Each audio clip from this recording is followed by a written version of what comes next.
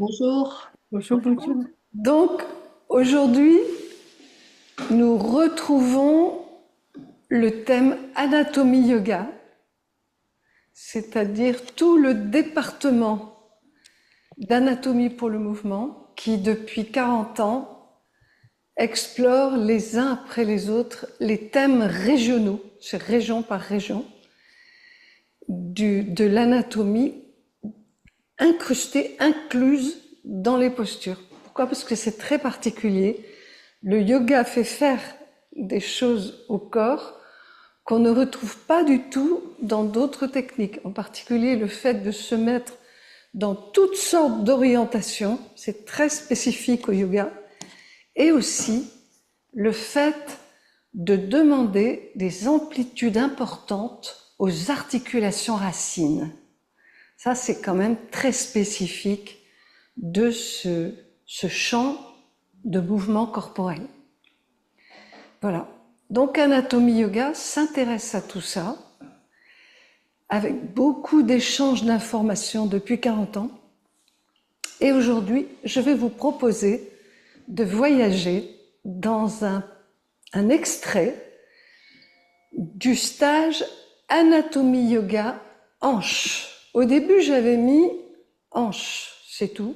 Et puis très vite, je me suis rendu compte que non, c'était beaucoup trop vaste pour simplement une demi-heure de pratique.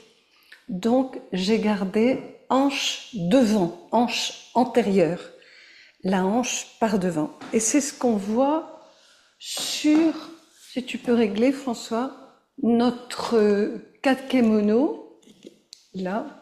Ouais, merci. Vous voyez, ici, on voit la hanche osseuse, on va se promener dedans. Si je descends un peu, on voit la hanche ligamentaire. Excuse-moi, J'ai réexpliqué, pas de problème. un instant, je vais juste désactiver le miroir, sinon ça va me... Ah, oui. Donc on n'est pas en miroir. Non, parce que du coup, à chaque fois que j'utilise le truc... Ok. Oui. Ouais. Donc, hanche osseuse, je vais aller la montrer davantage tout de suite. Hanche ligamentaire, on va comprendre tout de suite de quoi il s'agit. Et si on descend, franchement, voilà. Là, on a la hanche par devant avec un muscle qui fait beaucoup causer, qui s'appelle le psoas. Et on va aller voir comment ce psoas, lui aussi, passe en avant de la hanche. Et qu'est-ce qui se passe quand il est trop court et surtout qu'est-ce qu'on peut proposer pour le délier quand il est trop court.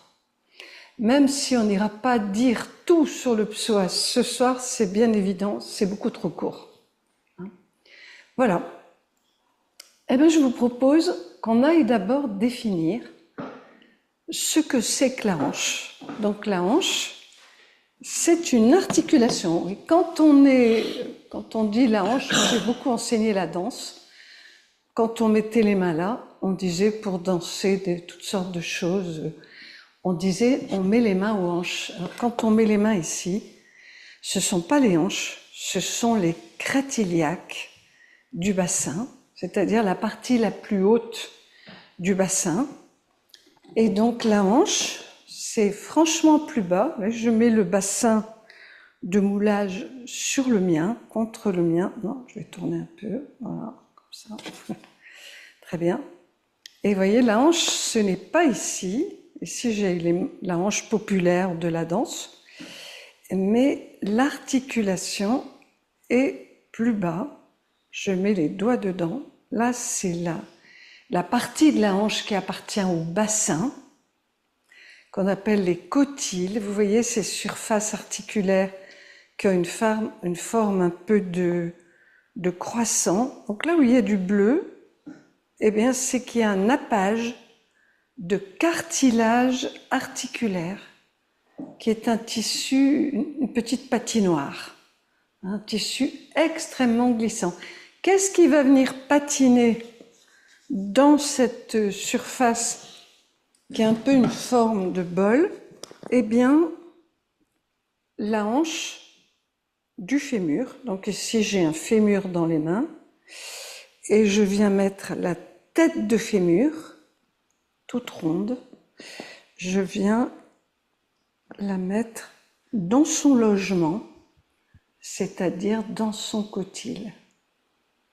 Et déjà, on va constater qu'on est face à une articulation qui est ce qu'on appelle une multi-axe. Pourquoi on dit multi-axe? Parce que ça peut aller en avant, en arrière, de côté, et en tournant, ça peut faire, et ça peut même faire ce qu'on appelle la circumduction. C'est pas du tout, par exemple, comme le genou, qui a des plans de mobilité plus restreints.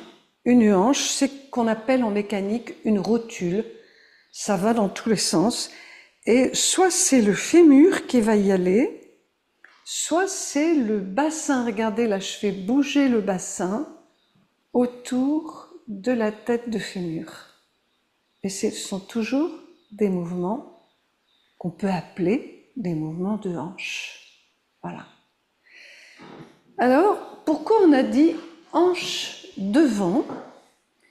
Eh bien, regardons à nouveau le kakemono.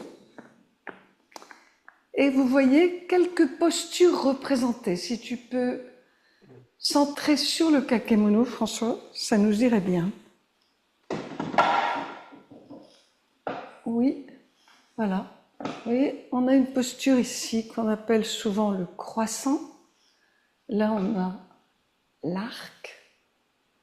Si je descends un peu, ici, on a le cobra. Et là, c'est une posture qu'on retrouve dans la salutation au soleil et qu'on appelle quelquefois de façon isolée les bras vers le ciel. Alors, excusez-moi les personnes de yoga, si vous appelez ça autrement, je sais qu'il y a beaucoup de postures qu'on appelle différemment d'un lieu à l'autre, et là, je ne vous donne pas les noms en sanskrit, donc très probablement, vous avez l'habitude de l'appeler un peu différemment. C'est pas très important pour ce soir. Ce qui nous intéresse, c'est de constater que dans toutes ces postures, il y a un trait commun, c'est que le tronc va en arrière par rapport à la cuisse ou par rapport aux cuisses, et que ça se fait à partir des hanches. Donc on a un mouvement qu'on appelle l'extension de hanche. Regardez, on l'observe ici, si tu peux centrer, François. On a l'extension de la hanche droite. C'est-à-dire que la cuisse n'est pas dans le prolongement du tronc, elle va en arrière. Et là, encore plus. Hein? La hanche s'en va vers l'arrière, la cuisse s'en va vers l'arrière par rapport au tronc. Ou ça peut être le tronc qui va en arrière par rapport à la cuisse. On retrouve ça ici, plus bas, si tu peux centrer, François. Voilà. Hein? Vous voyez qu'il n'y a pas de prolongement rectiligne entre la cuisse et le tronc. Ils forment ensemble un angle fermé en arrière. Et si on vient tout en bas, c'est moins fort, mais c'est toujours présent. Voilà. Eh bien, pour toutes ces postures, et il y en a quantité d'autres, si tu peux recentrer, ouais, ce sera mieux. Il y en a quantité d'autres qui appartiennent aux mêmes familles. Je n'en ai mis que 4 sur le kakemono, mais j'aurais pu le combler de dessins de posture qui répondent au même principe d'extension de hanche. C'est ce qu'on appelle le mouvement d'extension. C'est le mouvement où on va emmener sa hanche vers l'arrière, sa cuisse vers l'arrière par rapport au tronc et surtout par rapport au bassin.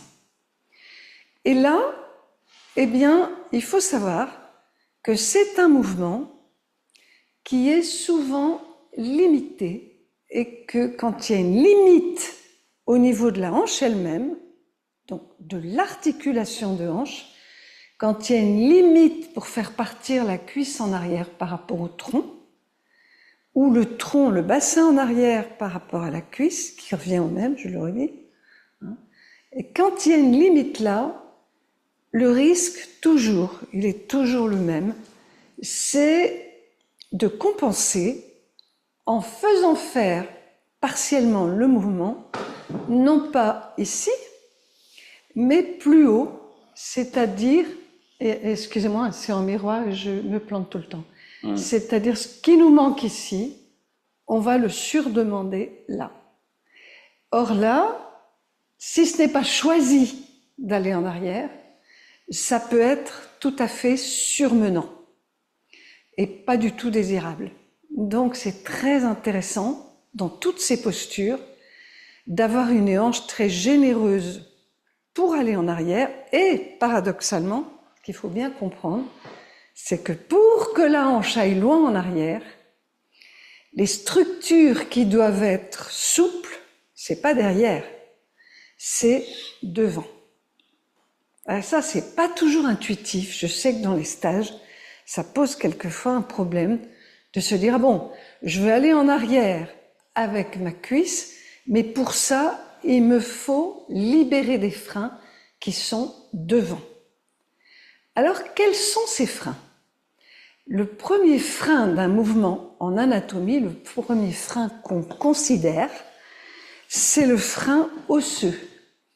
Eh bien ici, paradoxalement, quand je retrouve ma hanche osseuse, seulement osseuse, je vais me rapprocher pour la montrer, regardez bien, eh bien pour aller en arrière, je n'ai aucun frein. Regardez, je vais en avant, je peux même faire le tour complet. Il n'y a aucun frein pour aller en arrière sur le plan osseux. Pourquoi je dis ça? Parce que par exemple, si je vais de côté, là il y a un frein. Vous voyez? Ici, j'ai une partie de mon haut de fémur qui cogne sur le bassin et qui va constituer un frein osseux. Mais paradoxalement, pour aller en arrière, ce mouvement qui fait défaut chez tant de gens, ce n'est pas un frein osseux qui va me limiter.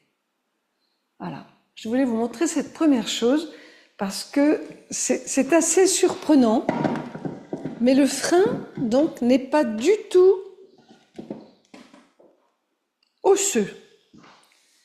Alors, il est d'un deuxième type. Regardons à nouveau le kakemono. Donc en haut, on a vu que tout en haut, Françoise, tu peux tout en haut à gauche. Voilà, tu peux rapprocher. Ouais, merci. Voilà, parfait. Tout en haut à gauche, c'est la hanche osseuse. Aucun rapport avec le dessin, hein, je signale. J'ai mis les dessins pêle-mêle dans le champ du kakemono, mais ce n'est pas pour les mettre en rapport. Donc on se souvient, cette hanche osseuse, c'est vu, elle n'a pas de frein. Par contre, si vous regardez le deuxième dessin, qu'est-ce que vous voyez? Vous voyez en avant de la hanche quelque chose qui masque la hanche ligamentaire. On n'est plus dans le fond de l'articulation, on a déjà mis quelque chose par devant. Et par devant, on a mis deux éléments. Un élément qu'on appelle la capsule. En fait, c'est tout le manchon qu'on voit là. C'est une espèce de manchon, comme on a des manchons, des coudières, des genouillères, des chevillères. Eh bien, dans le corps, autour des articulations, surtout les grosses, on a des espèces de manchons, de tissus conjonctifs, assez résistants, et qu'on appelle les capsules articulaires. Donc ici, nous sommes en présence de la capsule de la hanche. C'est une capsule dans le corps, une capsule épaisse, surtout par devant. Elle est très épaisse par devant. Donc, qui dit épaisse dit « Ah, c'est peut-être un tissu qui va me limiter par devant ». Eh bien oui, il arrive que cette capsule soit non pas trop courte, mais raccourcie, plissée, par exemple souvent par le fait qu'on reste trop longtemps assis Et on va voir ce qui se passe pour cette capsule en position assise. Mais tout de suite, nous allons ajouter des éléments qui épaississent cette capsule, qui sont un peu comme un tissage plus dense. Et vous voyez ici une zone, une autre là, et une troisième ici. Est-ce que vous voyez que ce que je suis en train de vous désigner, c'est un peu la forme d'un N ou, selon comment on s'oriente, la forme d'un Z. Hein? Voilà. Et ce Z ou ce N, c'est le plan des 3 ligaments antérieurs de la hanche. En fait, ce que j'ai montré là, ce sont des ligaments. C'est quoi un ligament? C'est un épaississement de la capsule avec des fibres qui sont directionnées très parallèles, alors que dans la capsule, c'est un peu plus comme de l'intissé. Donc là, on a des fibres très parallèles, celle-ci, celle-ci et celle-là. Et un ligament, ça sert à quoi? Eh bien, ça sert de contention pour l'articulation. Et donc, pour l'articulation de hanche, on a des contentions très conséquentes par devant, des deux côtés. Mes deux hanches, j'ai des contentions très importantes par devant. Alors, je les ai montés, ces ligaments. Je vais me rapprocher. Peut-être que Sophie, tu peux venir m'aider. Juste en tenant le bassin. Voilà, ce qui va me permettre de libérer mes deux mains. Voilà. Et on va le tourner un peu comme ça, oui. Donc, vous voyez, on retrouve un bassin, un fémur, et notre N ou Z, là, nos 3 ligaments. Je ne vais pas les décrire anatomiquement, c'est trop long. Et ce qu'on va juste constater, regardez bien, c'est que si je fléchis la hanche, ces 3 ligaments, regardez ce qui leur arrive, ils se plissent, ils deviennent un peu comme fripés. Voilà. Ils ne sont pas du tout tendus. Et maintenant, je vais faire le mouvement inverse. Attention, je bascule avec le fémur et je m'en vais vers l'extension, le fameux mouvement d'aujourd'hui. Et bien, je constate que quand je vais en extension, ces 3 ligaments, ici, celui-ci, celui-là et le troisième, est-ce que vous voyez ce qui leur arrive? Ils sont mis en tension très forte. Et cette tension, elle est liée au fait que j'envoie mon fémur en arrière, ma cuisse en arrière. Donc regardez, quand je suis ici, par exemple en position assise, mes ligaments sont détendus, non tendus. Quand je passe ici, position comme si j'étais debout, ils commencent à être tendus. Il y a des personnes chez qui ils sont déjà bien tendus. Et quand je m'en vais en arrière, les postures de yoga, toutes celles qu'on a vues tout à l'heure, ces ligaments sont de plus en plus tendus, à tel point qu'ils peuvent devenir des tracteurs et entraîner le bassin avec eux, auquel cas, ce n'est plus la hanche qui bouge, ça va être au-dessus, au niveau de la colonne lombaire. J'espère que c'est clair. Quelle est la conclusion qu'on va tirer de tout ça? Eh bien, c'est que des ligaments antérieurs de hanche trop courts, ça peut quelquefois venir du fait qu'on est trop longtemps, trop souvent, en position assise sur des chaises. Voilà. Et que le fait de se remettre debout, on retrouve des ligaments qui souvent ne sont plus assez longs.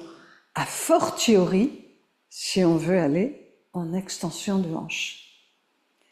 Alors, comment faire pour non pas étirer ces ligaments, parce que des ligaments, ça ne s'étire pas, ça se déplisse si c'est plissé, c'est pas du tout la même chose. Hein. Comment les déplisser s'ils ont été plissés par un usage un peu raccourcissant? Eh bien, il y a un premier moyen, c'est de faire jouer, regardez ce que je fais là, les rotations. Vous voyez ce que je fais? Je vais tourner le fémur un peu comme un tournevis. Voilà. Et je vois qu'une fois sur deux, j'ai étiré, je vais essayer de vous le montrer, voilà, vous voyez les ligaments qui sont ici, voilà, se font étirer, mais après, c'est le ligament qui est là, qui se fait un peu étirer. Et le simple fait de passer de rotation interne à rotation externe, c'est très intéressant, même sans mettre encore beaucoup d'amplitude, juste pour défriper le tissu ligamentaire, un peu comme on défripe un vêtement avant de le passer au passage. Mais après, on peut aller plus loin. On peut dire, dans mes rotations, je vais chercher l'amplitude, regardez ici, vous voyez comme ça s'est mis en tension, les deux ligaments inférieurs, et là aussi, je vais chercher l'amplitude et je vais mettre en tension le ligament supérieur. Donc, on peut jouer, paradoxalement, pour retrouver de l'amplitude en extension, on peut jouer à apprivoiser cette zone antérieure de notre hanche par des rotations. Et c'est ce que je vais vous proposer de pratiquer maintenant avec Sophie à la manœuvre. Voilà. Donc, on aurait pu démarrer debout. Oui. Avec un bâton. François, il faut que tu centres. Sur Sophie. Voilà. Et sur ses jambes surtout. Tu vas te porter sur une jambe. Alors, je vais vous proposer à tout le monde de travailler une seule de vos deux hanches. Et pour que ce soit marquant, si vous savez que vous avez une hanche moins souple que l'autre, je vous propose de choisir celle-là pour ce soir. De travailler votre hanche un peu plus limitée, si vous la connaissez. Donc vous allez vous porter sur la hanche qui ne va pas faire les rotations et vous allez vous aider du bâton. Alors soit c'est un bâton, soit vous vous appuyez sur le dossier d'une chaise, soit sur une table, soit sur un appui de fenêtre, un piano, tout ce que vous trouvez sur quoi vous pouvez vous appuyer. Landine, Ouais. et si on a une hanche avec de l'arthrose, elle est limitée. Est-ce qu'il vaut mieux faire travailler l'autre? Oui, tu peux essayer de faire travailler celle-là, D'accord, la hanche limitée, d'accord. si elle a un peu d'arthrose. Parce qu'on va commencer par la synoviée, la huilée. Donc vous êtes sur la hanche porteuse qui ne va pas travailler sauf à porter. Et l'autre hanche qui est libre, ben vous allez faire comme si vous savonniez le sol en tournant. Voilà, et faire tourner votre pied. Oui, si tu peux. Oui, François, si tu peux faire en sorte qu'on voit le détail. Ah, tu veux que je zoome sur le pied? Un peu, oui, sur la jambe, voilà. Donc vous êtes franchement porté sur l'autre jambe, la jambe qui tourne n'est pas du tout en appui. Et alors on peut faire tourner le talon, mais on peut aussi poser le talon par terre et faire tourner la pointe de pied. Vous sentez? C'est un peu différent. Voilà. Et alors, juste ce qu'on va dire, c'est que tant qu'on fait ça, et vous pouvez changer, non pas de pied, mais vous changez de mode. Voilà. Et on pourrait aller un peu plus vite pour synovier un peu rapidement. Voilà. On va tendre le genou. Pourquoi? Parce que sinon, très vite, ça peut devenir des mouvements de genoux. Et les mouvements de genoux, ça nous intéresse aussi, mais pas ce soir. Voilà. Et bien maintenant, je vais vous proposer qu'on aille pratiquer la même chose. Ah, on pourrait faire des 8. Quelquefois, je propose de faire des 8. De savonner en traçant des 8, des tout petits 8 par terre. Voilà. Alors, c'est pour ça que c'est intéressant d'avoir un appui, soit sur un bâton, ouais, en faisant tourner beaucoup le pied. Ouais. Ouais. C'est ça. Et puis, on va aller s'allonger au sol.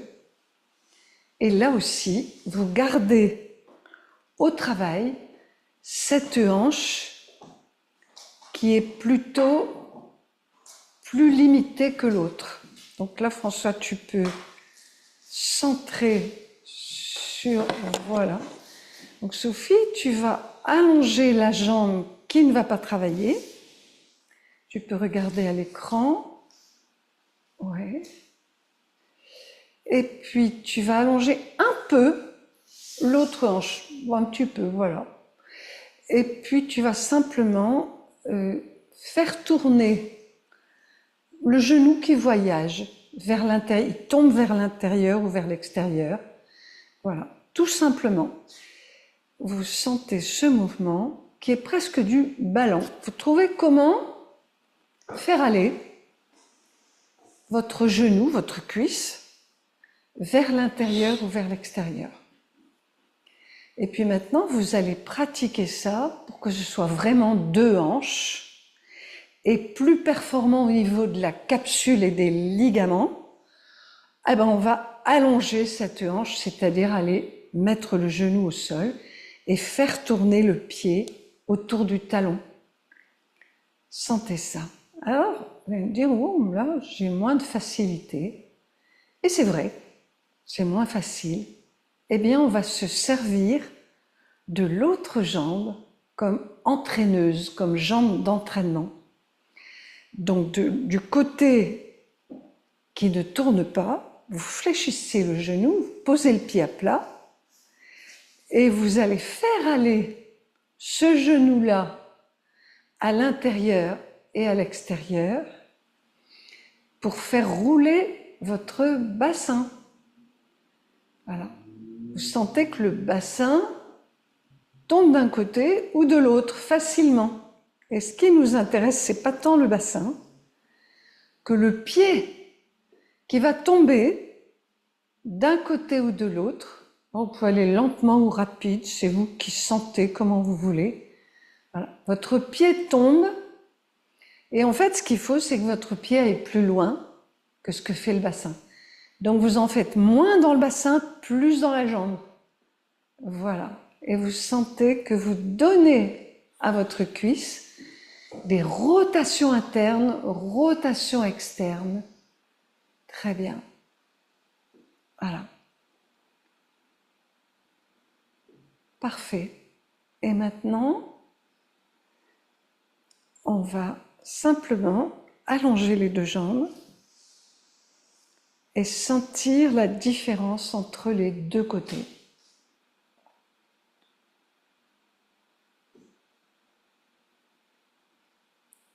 Voilà. Ça pourrait être intéressant, en parallèle, de pratiquer ce qu'on appelle un pompage de la hanche. On a déjà fait ça dans certains ateliers avec une balle de mousse.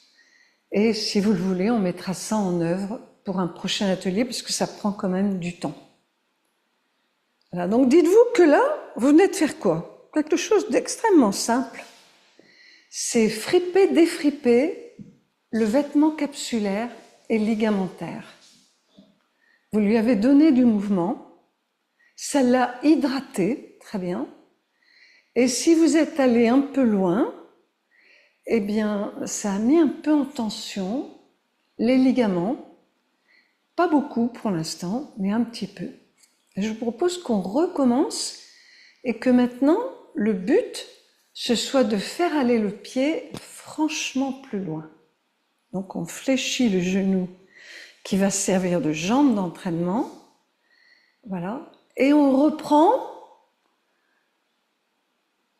à l'extérieur, à l'intérieur, pour faire tourner. Voilà, c'est pas grave du tout si votre genou arrivez au bout dans les deux sens, se fléchit un peu, laissez faire. Pas gênant du tout, voilà.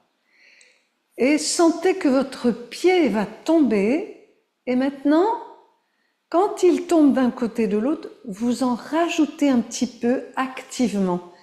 Vous cherchez à faire aller le pied vers le sol dans chaque sens. Voilà. Ça va un peu plus loin. Donc ce mouvement, ça va être quoi? Eh bien, c'est ce qu'on a vu tout à l'heure. Quand on est allé très loin dans le mouvement fait par le fémur. Donc non plus seulement une rotation avec un fémur en simple extension, mais une flexion, un écartement et une rotation externe très intense. Mais quand on fait ça, nos ligaments, ce que je suis en train de montrer ici, nos ligaments, attendez, j'arrive, on dirait que j'ai une guitare dans les mains, nos ligaments se font franchement, ici, mettre en tension. Alors dans quel mouvement on va trouver ça? Eh bien, dans un mouvement que va prendre Sophie, où on va s'accroupir sur une jambe. Voilà, on va s'accroupir.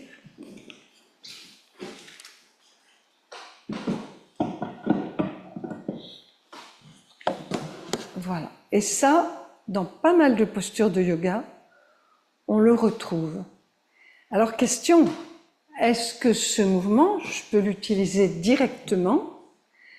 Parce que si mes ligaments ne sont pas prêts, qu'est-ce qui va se passer? C'est que je vais compenser au niveau du genou et je vais compenser très certainement au niveau de la colonne lombaire. Donc, tant que ce n'est pas mûr, on ira pratiquer ce mouvement, mais en déchargeant le tronc par au moins un bloc. Si ce n'est deux, il ne faut pas hésiter à en mettre deux si nécessaire. Je te laisse faire, Sophie.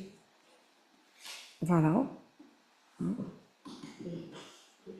faut pas hésiter. Oui, deux, voilà, ça dépend des personnes. Alors, des blocs, ça peut être des livres, bien sûr. Les livres, ça peut servir à ça.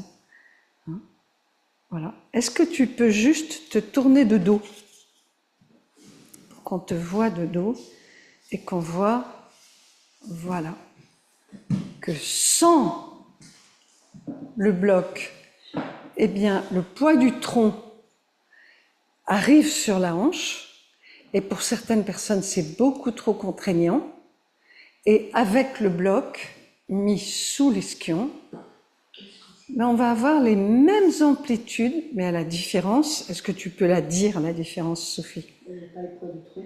Et qu'est-ce que ça fait qu'il n'y ait pas le poids du tronc? Ça tire moins. Ça tire moins, voilà. Alors ça, c'est très important à comprendre, c'est que le mouvement, quelquefois on se dit, oh, je vais pratiquer telle posture pour ouvrir ma hanche. Mais peut-être que la posture en l'état n'est pas encore utilisable et qu'il vaut mieux simplement un mouvement de préparation, comme on fait là, qui est d'un seul côté, où je ne mets pas en œuvre tout ce qu'on peut mettre en œuvre dans une posture qui utilise ce mouvement des deux jambes, mais où on tourne le tronc et on fait beaucoup d'autres choses. Non, là je ne m'occupe que de ma hanche. Et je m'occupe de donner à ma hanche, en tout confort et en toute sécurité, de la flexion, donc on fléchit en avant, de l'écartement, j'envoie mon genou vers le côté, et au besoin, je me sers de mon coude par devant pour écarter, et il y a de la rotation externe, beaucoup, dans ce mouvement. Et là, vous pouvez vous dire que les ligaments de hanche, paradoxalement, dans ce mouvement, dans cette préparation de posture, eh bien, ils sont en train de réaliser la mise en longueur nécessaire pour faire ensuite, non pas la même posture, mais les postures en extension, les postures du jour. C'est-à-dire que toutes les postures qu'on voit dans ce kakemono, eh bien, ce que fait Sophie, c'est une excellente préparation si vous sentez que la hanche n'est pas prête. Voilà. Un bon moyen de la préparer, c'est d'abord de la huiler, comme on a fait avant, par des rotations de petite amplitude, grande amplitude, et après de la mettre en tension, carrément. On n'est pas obligé de rester aussi longtemps, c'est parce que là je parle. Et on peut changer de côté, bien sûr, si vous le voulez. Voilà. Donc ce mouvement, retenez, et ça paraît bizarre, de travailler un mouvement de ce type qui est très fléchi, qui est très en avant, pour gagner une hanche qui va nous permettre d'aller très en arrière. Et pourtant, anatomiquement, c'est un très bon moyen d'y arriver. D'accord? Mais toujours, quand vous pratiquez ça, protégez votre genou, qui sinon va peut-être être surmené en trop de tension, et protégez votre colonne lombaire. Et pour ça, n'hésitez pas à mettre un ou plusieurs blocs. Alors, je précise, les personnes de yoga en général le savent, mais je le précise quand même, un bloc, ce n'est pas un coussin mou, c'est quelque chose de solide, quelque chose de dur. Merci Sophie. Alors, on va regarder. Donc ça, c'était quelque chose qui concerne les ligaments. Mais il y a un troisième endroit, non pas capsule, non pas ligament, mais plus en avant, donc moins profond, un troisième endroit qui se trouve en avant de la hanche, et on va aller le regarder si tu veux bien, François, et tu veux agrandir le bas du kakemono, et je vais prendre un bâton pour montrer, voilà, c'est ce qu'on voit là, et on le voit entier de ce côté, vous voyez, un muscle qui monte jusqu'où? Oups, jusqu'à la colonne dorsale. Il monte jusqu'à T12. Ça, c'est le muscle psoas, qui se joint à un muscle beaucoup plus simple, beaucoup plus court, plus large aussi, qui lui naît sur le bassin et qu'on appelle iliaque. Donc ça fait psoas iliaque. Je n'aime pas trop dire ça parce que je trouve ces deux muscles tellement différents l'un de l'autre. Le psoas, c'est un muscle complexe qui franchit 8 articulations. L'iliaque, c'est un muscle extrêmement simple, monoarticulaire, c'est tout. Mais, petit détail important, regardez de ce côté.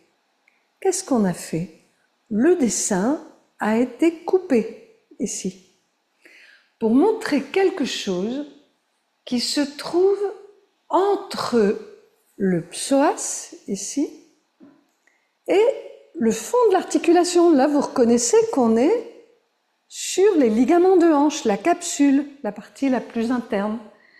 Eh bien, pour éviter que ce psoas ne frotte et ne chauffe dans ses mouvements sur soit l'os iliaque ici, soit les ligaments de hanche, on a un petit coussin, comme une petite bille de liquide séreux, un liquide de glissement, qui va permettre que les frottements soient amortis par cette zone coussin. Alors c'est ce qu'on appelle la bourse séreuse du psoas, entre le psoas et ce qui est en arrière. Et il faut savoir que cette bourse séreuse, quelquefois, elle peut s'enflammer. Et il peut y avoir des inflammations, non pas du psoas ici, ça existe aussi, mais c'est pas ce dont je parle ce soir. Là, ce dont je parle, c'est devant la hanche, cette zone, quelquefois, ça lui arrive de connaître des douleurs de type inflammatoire. Il faut savoir que ça existe. Alors, sans parler pathologie, déjà, qu'est-ce qu'on peut faire de facile à mettre en œuvre pour déplisser, pour préparer le psoas de la hanche, pas le psoas entier.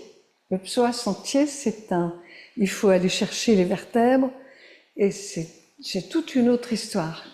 Mais le psoas de la hanche, qu'est-ce qu'il fait le psoas à la hanche? C'est un grand fléchisseur de hanche. C'est un fléchisseur, c'est-à-dire il fait ça. Mais il ne fait pas que la flexion. Il fait la rotation externe. Et il ne fait pas que la rotation externe, il fait l'abduction. Un peu le mouvement qu'on a vu précédemment. Et si on veut préparer le psoas, déjà ce qu'on peut faire, c'est reprendre les rotations qu'on a faites précédemment. Mais surtout, si on veut l'étirer pour la hanche, à la hanche, il y a un mouvement qui n'est pas du tout, risqué, qui risque pas d'éveiller d'inflammation. C'est tout simplement en position couchée. On peut le faire avec Sophie, on peut le faire tout le monde. Donc vous pouvez isoler ça du reste du cours. On peut allonger la jambe. Voilà. Et là, qu'est-ce qui va étirer le psoas? Bien sûr, c'est d'allonger la jambe. C'est de l'écarter un petit peu. Voilà. Et puis, ça va être de mettre le pied flex et de tourner le pied en dedans au maximum. Chercher à faire comme un chasse-neige. Voilà. Tourner le pied en dedans. Pourquoi? Parce qu'à ce moment-là, l'insertion basse de votre psoas, elle est entraînée vers l'arrière, vers l'ischion. Et votre partie basse du psoas se fait étirer. Et puis bien sûr, on peut alterner ça avec le mouvement inverse de tourner en dehors. Voilà. Mais le mouvement qui étire, c'est le mouvement de tourner en dedans. Très bien. Voilà. Et revenir. Tout simplement, n'hésitez pas, pour préparer le psoas de la hanche, pas le psoas tout entier, pour ça il y a d'autres mouvements, n'hésitez pas à aller chercher la rotation interne la plus complète et bien sûr, ne pas y rester pendant une saison, mais alterner ça avec rotation neutre ou rotation externe. C'est toujours intéressant d'alterner les deux mouvements pour l'hydratation de tous les tissus. Eh bien, j'espère que vous avez compris que quand on fait tourner la hanche, c'est vraiment notre thème de ce soir, eh bien, on hydrate tous ces plans antérieurs. La capsule, les ligaments antérieurs épais et le psoas et sa bourse séreuse. Voilà, on en a fini pour ce soir. Et si vous voulez, on peut regarder quelques questions. Merci Sophie. On n'a travaillé que d'un côté. Pourquoi? Parce que je trouve que ça a deux intérêts. Ça vous permet de comparer les deux côtés. Si vous pratiquez maintenant des postures que vous avez l'habitude de pratiquer, qui peuvent être celles qui sont sur le kakemono, eh bien, vous vous dites, tiens, est-ce qu'il y a quelque chose de changé? En tout cas, je n'ai pas fait de posture pour préparer ces postures. Je l'ai fait à partir de mouvements simples, anatomiques, des préparations. Alors, ça, c'est une première chose. Et deuxième chose, eh bien, c'est que on se rend compte que la hanche, ce qui va manquer à la hanche, on va le surdemander au-dessus à la colonne lombaire et en dessous toujours. Très attention, aux genoux et quelquefois aux chevilles. Voilà. Donc tout ça, c'est ce qu'on voit dans le stage Anatomie Yoga hanche. Parce qu'il y a un stage sur la hanche, il y en a un sur le genou, il y en a un sur la colonne vertébrale, il y en a un sur l'épaule, il y en a un sur même, on ne croirait pas que c'est nécessaire, mais moi je pense que oui, la cage thoracique, un immense milieu qui est en général très ignoré. Voilà. Donc il y a des stages à thème. Voilà. Je peux vous donner juste les dates. Le stage colonne et yoga, c'est bien de commencer par celui-là, parce que c'est celui où on donne beaucoup d'informations de base. Il est du 12 au 14 septembre. Il est à Paris, dans la salle de Paris. Alors après, du 10 au 12, j'arrive pas à lire François, au 12 octobre, Ouais. c'est ça, eh bien c'est un stage sur cheville-pied, bien nécessaire aussi, et un stage sur le genou du 7 au 9 novembre. Voilà. Eh bien maintenant, si vous le voulez, on peut passer aux questions. Avant de passer aux questions, quand même, on a parlé du psoas ce soir, et je vous rappelle qu'il y a un stage entier sur le psoas ici à Limoux, parce que je vous parle depuis Limoux. Il y a un stage entier sur le psoas du 2 au 5 août. Voilà. Ce n'est pas du tout un stage orienté yoga, c'est un stage avec de l'anatomie, mais beaucoup d'anatomie détaillée. Quels sont les nerfs qui côtoient le psoas, jusqu'où va le psoas en haut, comment sont ses actions à la colonne, pourquoi elles sont controversées, qu'est-ce qu'on peut tirer de cette controverse pour travailler le psoas de beaucoup de manières. Donc dans ce stage, le psoas, on va bien sûr l'étirer, mais aussi le rendre plus trophique, c'est-à-dire lui donner plus de masse contractile, le réveiller dans des contractions trophiques, nourricières. Voilà. Alors je regarde les questions. Pour bien reproduire les exercices proposés, allongé au sol, une jambe fléchie, avec bascule du pied intérieur-extérieur. J'ai pas vu quelle est la question par contre. Prends la parole. Oui. Alors j'ai pas vu la question. Oui, parce que j'ai appuyé sur la touche entrée au milieu de la phrase. Donc le reste de la question vient plus loin. Ouais. Distinguer les deux exercices au sol avec la jambe fléchie. Le premier exercice, on avait la jambe dans l'axe du corps, si j'ai bien retenu, et on basculait le pied interne-externe, le pied de la jambe dépliée. Oui. Et le deuxième exercice, ça ressemblait, sauf qu'on écartait la jambe dépliée. C'est bien ça pour faire Oui, travailler. oui. Ce qu'il D'accord. faut comprendre, c'est qu'on peut, ou on peut ne pas, utiliser la jambe contralatérale pour servir de moteur. Il y a des avantages dans les deux mises en œuvre. Si on n'utilise pas la jambe contralatérale, on fait tout avec la jambe du côté où on veut faire les rotations. On contrôle mieux quelque part, mais comme c'est très actif, c'est moins synoviant. Et quand on fait agir la jambe de l'autre côté qui sert de moteur, la jambe qu'on veut faire tourner est plus passive. Attention, il y a un risque, c'est d'entraîner plus le bassin que la jambe, auquel cas il n'y a pas de rotation de hanche et on n'a pas fait grand-chose. Donc il faut souhaiter aller plus loin avec le pied qu'avec le bassin. Aller plus loin avec le membre inférieur qu'avec le bassin. Et l'avantage donc, c'est que c'est plus passif, c'est plus synoviant, c'est moins précis, mais ça a un côté plus débridé, qui est intéressant. Et moi, ce que je vous conseille beaucoup, c'est de mêler les deux façons de faire. Et aussi de travailler à jambes complètement tendues, c'est-à-dire le genou pas hyper tendu, mais non fléchi, ou bien en laissant venir un peu de flexion, de flexum de genou. Voilà. Pourquoi? Parce que dès qu'on fléchit un peu le genou, on a plus de poids.